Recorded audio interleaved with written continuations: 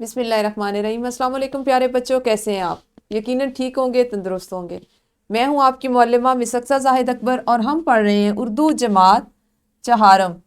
प्यारे बच्चों, जैसा कि आप जानते हैं हमने अपनी उर्दू की दूसरा सबक नात उसका आगाज़ कर रखा है।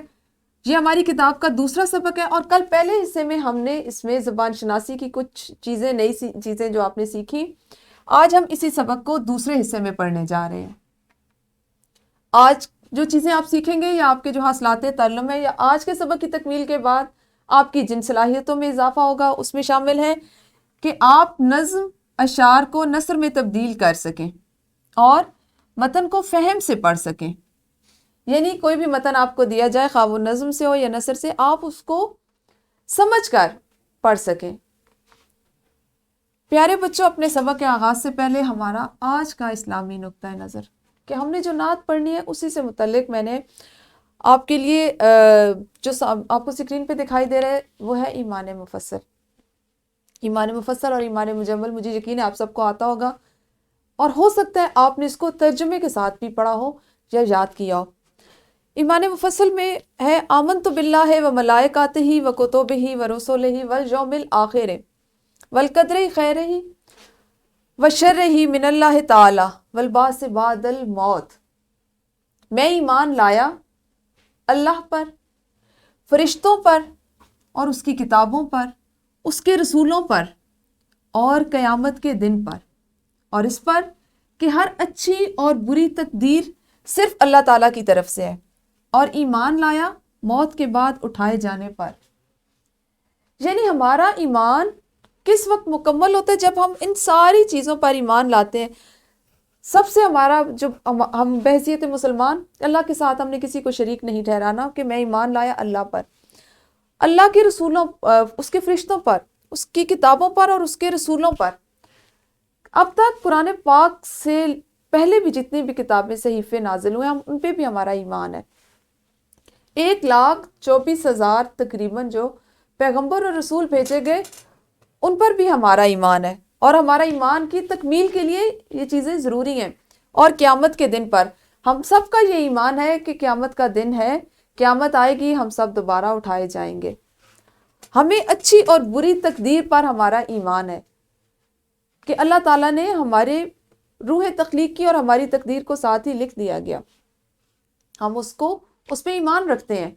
और ईमान लाया मौत के बाद उठाए जाने पर, यह हमारा ईमान है कि हम मर जाएंगे तो हम ख़त्म नहीं हो जाएंगे, बल्कि क़यामत के दिन हम अल्लाह के हुक्म से जैसे पहले पैदा किए किसी तरह मौत के बाद उठाए जाएंगे।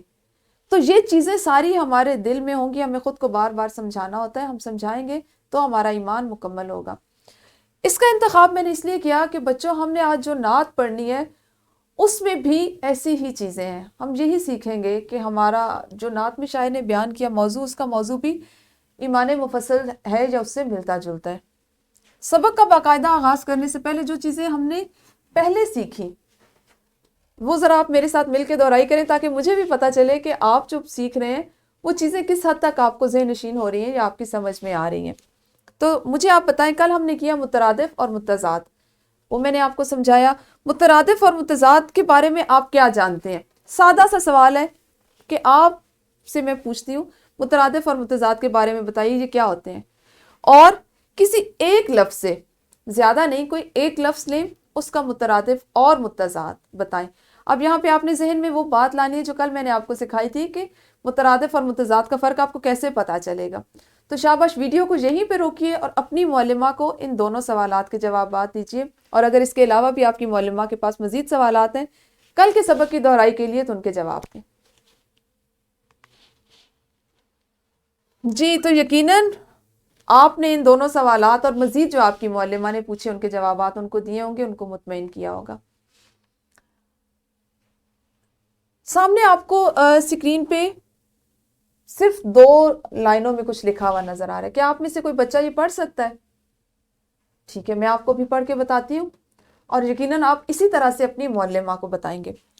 नाते नबी की चाह में आंखें हैं अश्कबार, नाते नबी की चाह में आंखें हैं अश्कबार, लफ्जों ने एहतराम में बांधी है फिर कतार। चलिए मुझे बताएं ये क्या है? ये सादा जुमला है یہ شعر ہے، یہ مصرع ہے یا یہ بند ہے؟ بالکل صحیح، یہ سادہ جملہ نہیں ہے بلکہ یہ 2 مصروں پر مشتمل ایک شعر ہے۔ بالکل صحیح۔ آپ کو کیسے پتا چلا کہ یہ شعر ہے؟ کیونکہ اس کو پڑھنے میں ایک لے ہے، ایک ترنم ہے، ایک آہنگ ہے۔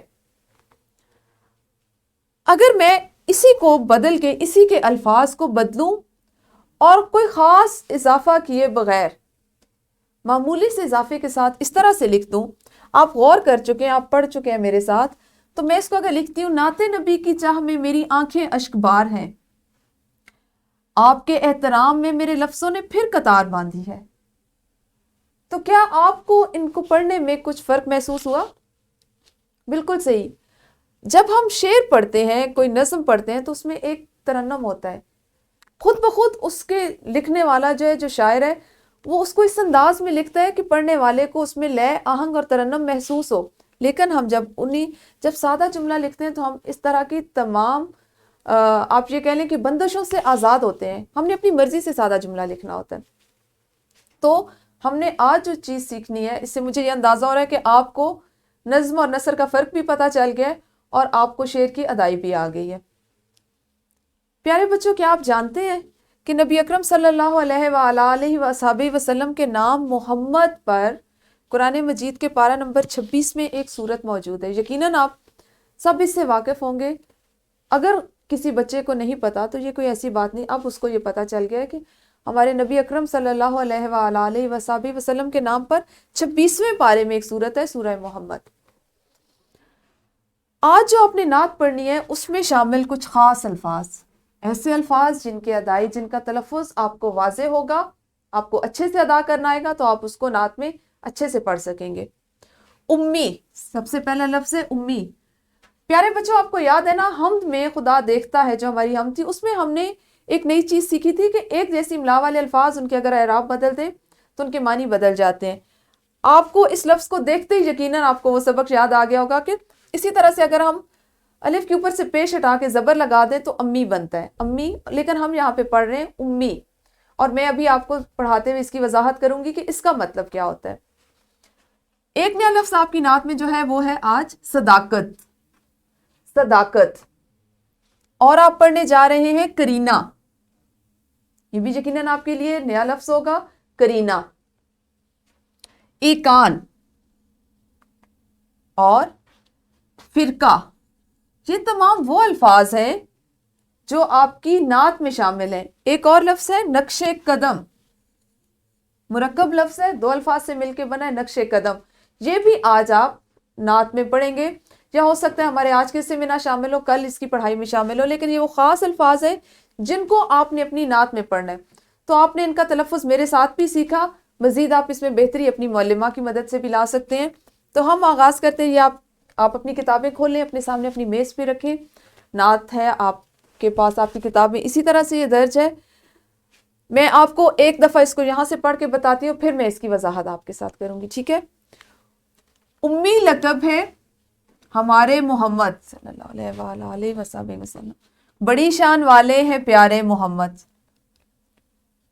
ہمیں پیار و الفت سے جینا سکھایا، صداقت کا رستہ بھی ہم کو دکھایا، جہالت کے جتنے نشان تھے مٹائے، نئی زندگی کے کرینے سکھائے، انہوں نے ہی قرآن کا تحفہ دیا ہے، انہوں نے ہی قرآن کا تحفہ دیا ہے، کبھی تم نہ بھٹکو گے وعدہ لیا ہے، امانت میں ہرگز نہ خیانت نہ کرنا، امانت میں ہرگز خیانت نہ کرنا، یہ فرمان ہے تم نہ باطل سے ڈرنا، کتابوں فرشتوں پہ ایمان رکھنا، کتابوں فرشتوں پہ ایمان رکھنا، کہ تم آخرت پہ بھی ایمان رکھنا۔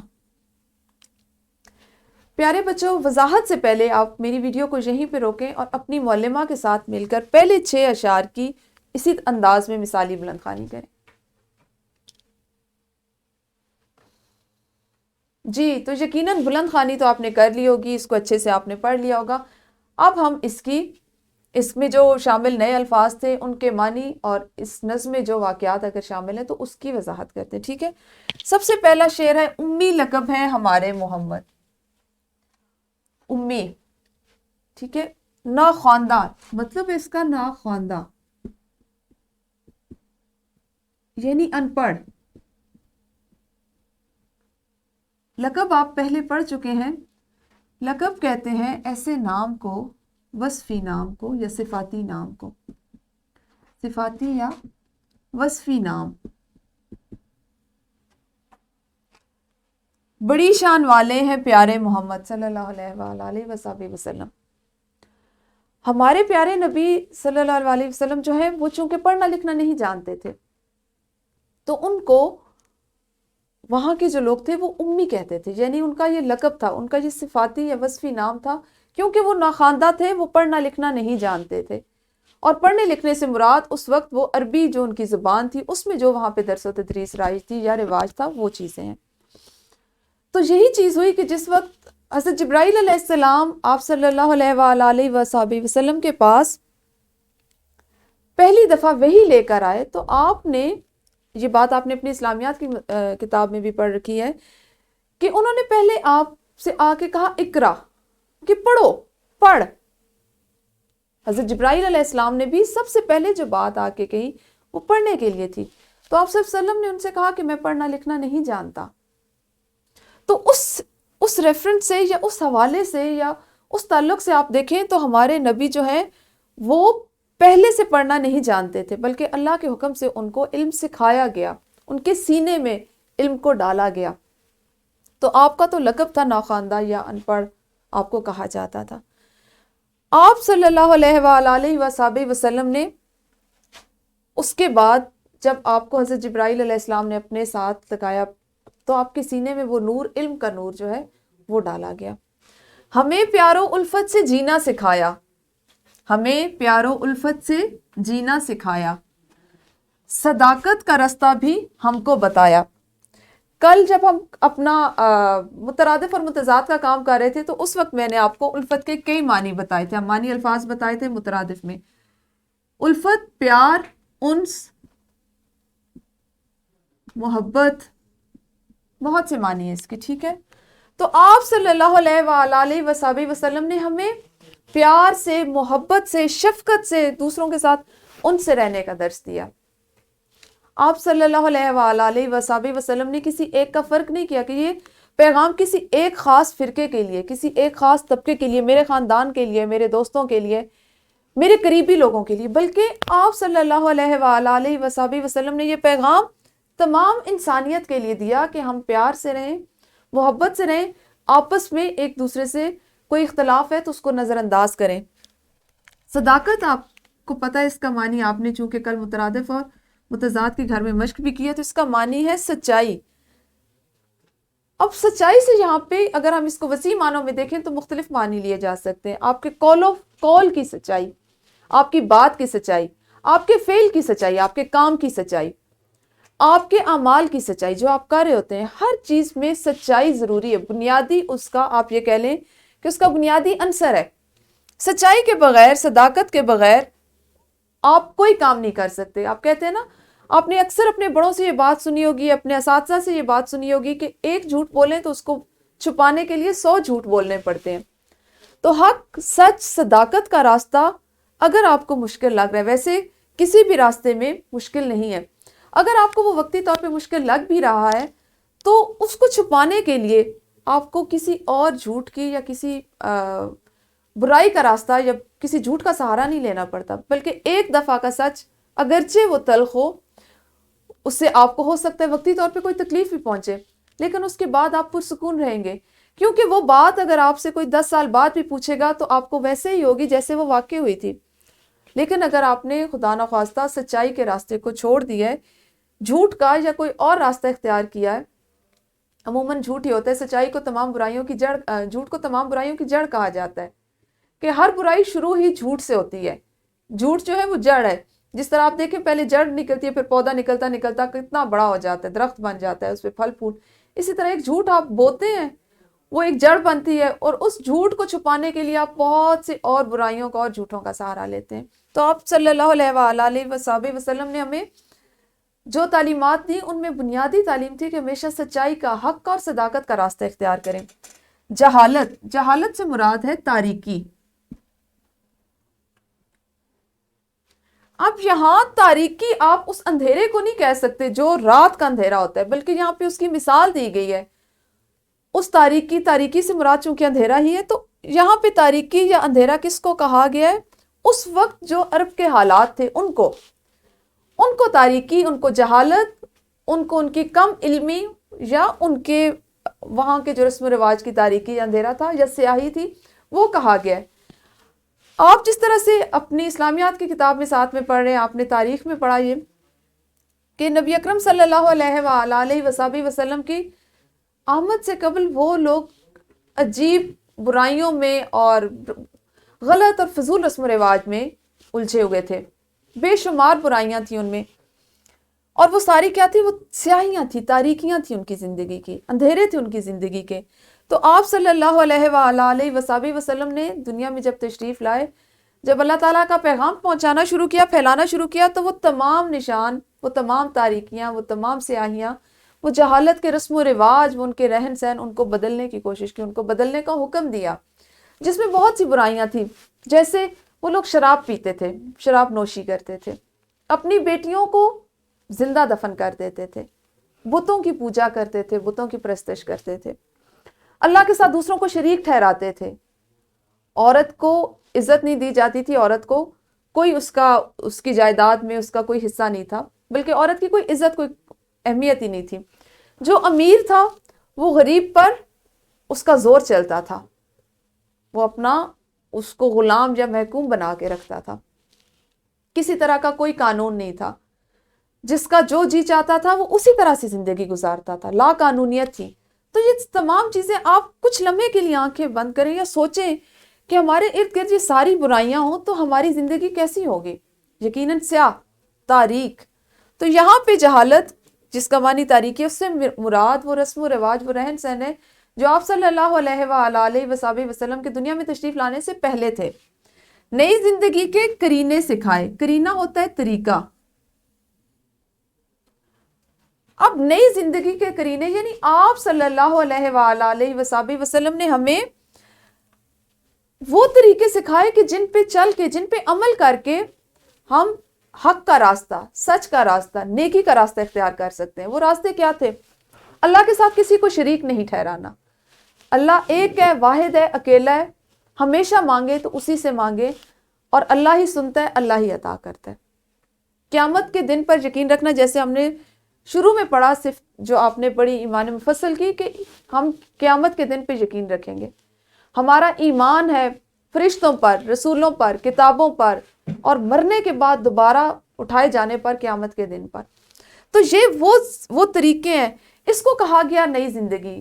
آپ صلی اللہ علیہ وسلم نے یہ طریقے، یہ چیزیں سکھائیں عرب کے اس معاشرے میں رہنے والے لوگوں کو جو بہت تاریکی میں، جو فضول رسم و رواج میں ڈوب چکے تھے یا ان کے مطابق زندگی گزار رہے تھے۔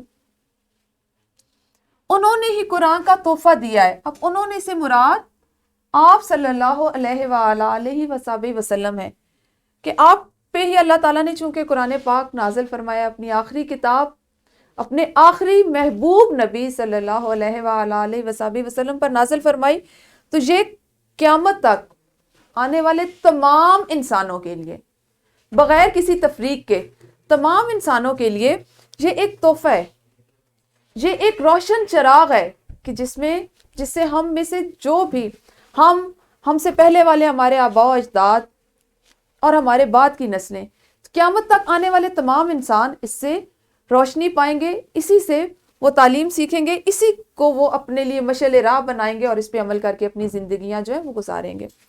کبھی تم نہ بھٹکو گے، وعدہ لیا ہے۔ بھٹکنا ہوتا ہے راستہ بھولنا، بھٹکنا، راستہ بھولنا۔ کیا وعدہ لیا ہے کہ کس طرح راستہ نہ بھولو گے، سچ کے راستے پہ، سیدھے راستے پہ کس طرح سے رہو گے، کہ اگر تم قرآن پاک پر، اس کی تعلیمات پر، سنت نبی صلی اللہ علیہ وسلم پر عمل کرو گے تو تم کبھی اپنے راستے سے، سیدھے راستے سے، اللہ کے پسندیدہ راستے سے بھٹکو گے نہیں، کسی اور جانب تمہاری توجہ نہیں ہوگی۔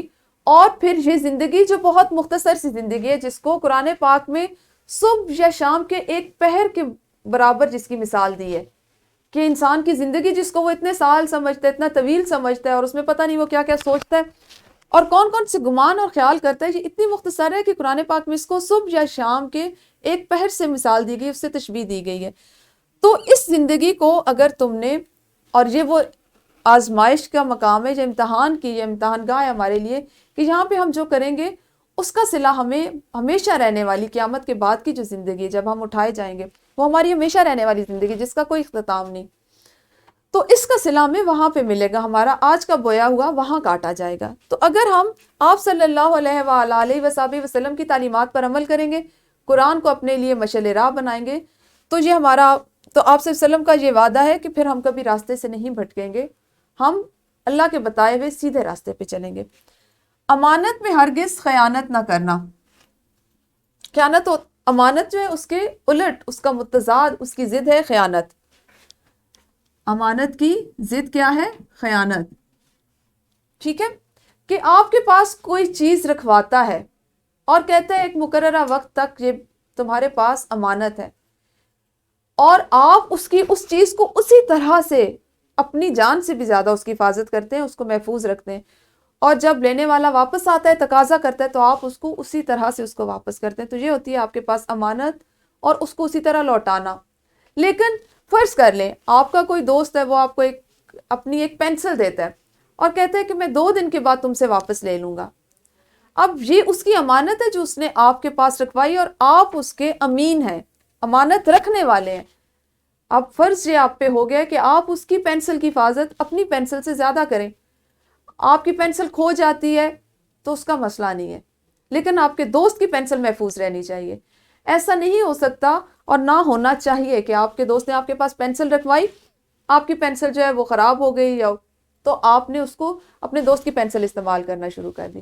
یہ امانت میں خیانت ہے، کیونکہ آپ نے بغیر پوچھے اس کی چیز جو امانت تھی، جو آپ کے پاس رکھوائی گئی تھی، اس کو استعمال کیا۔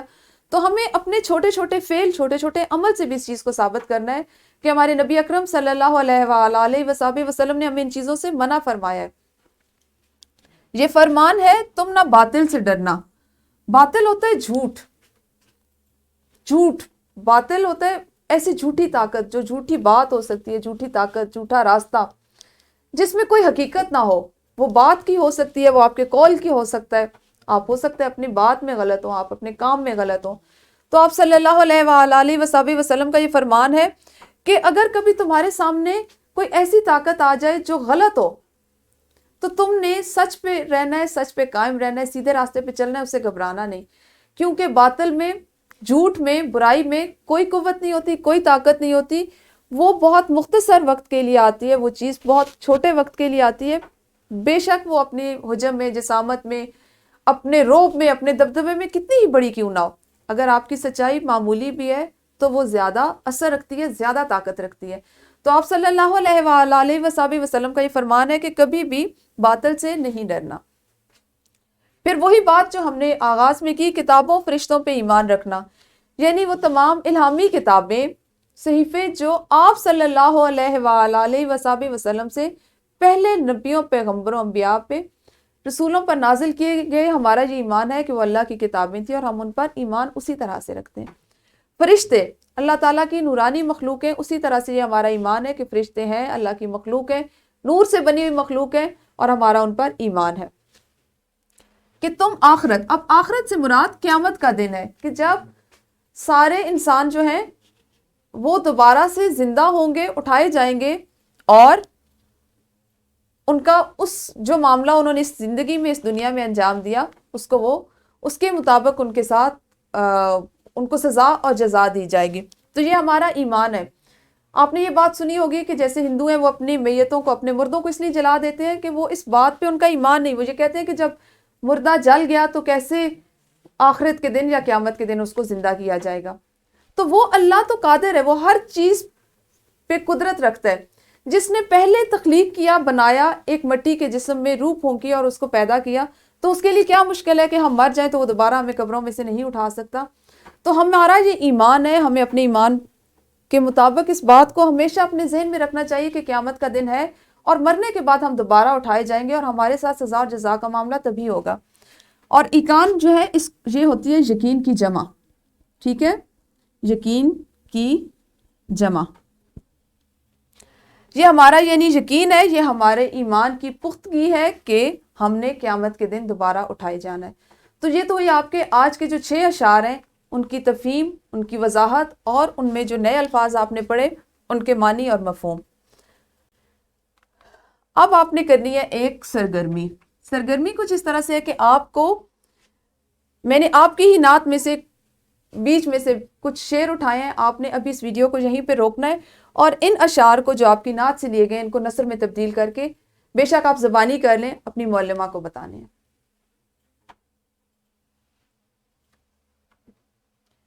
जी तो यकीनन सरगर्मी तो आपने कर ली होगी। अब हम बढ़ते हैं अपने सबक के अगले हिस्से यानी मश्क की तरफ। मश्क आपको पता है आपकी किताब का हिस्सा होता है, आपकी किताब में शामिल होती है। इसमें हम करेंगे सवाल नंबर 1। सवाल नंबर 1 अभी आपकी मौलमा आपको करवाएंगी, जो है कि हर तालिब इल्म नज़्म के चंद अशार लय और आहंग के साथ पढ़े और दर्ज झैल सवालात के ज़बानी जवाबात दे। अशार को आपने आज के 6 अशार को आपने लय और आहंग के साथ पूरी जमात ने पढ़ लिया फर्दन फर्दन।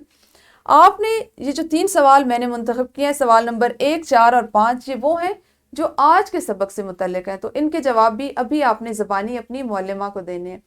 उसके साथ आपने सवाल नंबर 2 करना है। सवाल नंबर 2 भी है कि जो नात को मद्देनजर रखते हुए दुरुस्त जवाब का इंतखाब करें और मुतल्लिका दायरे को नीले या काले कलम से भरें। तो आपने जितना हिस्सा आज पढ़ा उससे मुतल्लिका जो सवालात थे वो मैंने मुंतखब किए, ये भी आपने अभी जमात में करने, ठीक है। इसके साथ साथ आपका है घर का काम। घर के काम में आपने किताब का ही सवाल नंबर 4 के सबक के तनाजुर में दर्ज झैल सवालात के मुख्तसर जवाबात लिखें। अभी आपको तफसीली जवाबात के लिए नहीं कहा जा रहा। इसमें सवाल नंबर 1 और 2 इनके जवाबात आपने आज पढ़ लिए हैं, इनकी वजाहत आज पढ़ ली आपने, तो इनको भी आपने घर से लिख के लाना है। और हमेशा की तरह एक वर्कशीट है आपके लिए।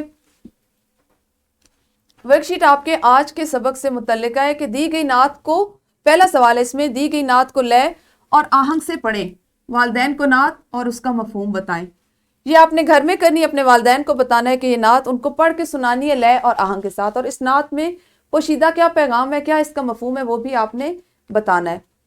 दूसरा सवाल है कि दर्ज बाला नात के किसी एक शेर का इंतखाब करें और उसे नस्र में तब्दील करें। पहली लाइन जो है आपके पास दी गई उसमें आपने कोई भी एक शेर लिखना है और नीचे वाली लाइन में उसको नस्र बना के लिखना है। और सवाल नंबर 3 है वर्कशीट का कि दर्ज बाला नात से 5 अल्फाज का चुनाव करें और उनके मुतजाद लिखें, क्योंकि हम मुतरादिफ और मुतजाद की मश्क इसमें अपने सबक में बार बार कर रहे हैं। ये आपकी हुई वर्कशीट। असातिज़ा इकराम आपके लिए लेसन प्लान, पीपीटीज और वर्कशीट मौजूद है। आप जब चाहें डिस्क्रिप्शन बॉक्स से उसको डाउनलोड कर सकते हैं और अपने सहूलत के मुताबिक उसको इस्तेमाल कर सकते हैं। शुक्रिया।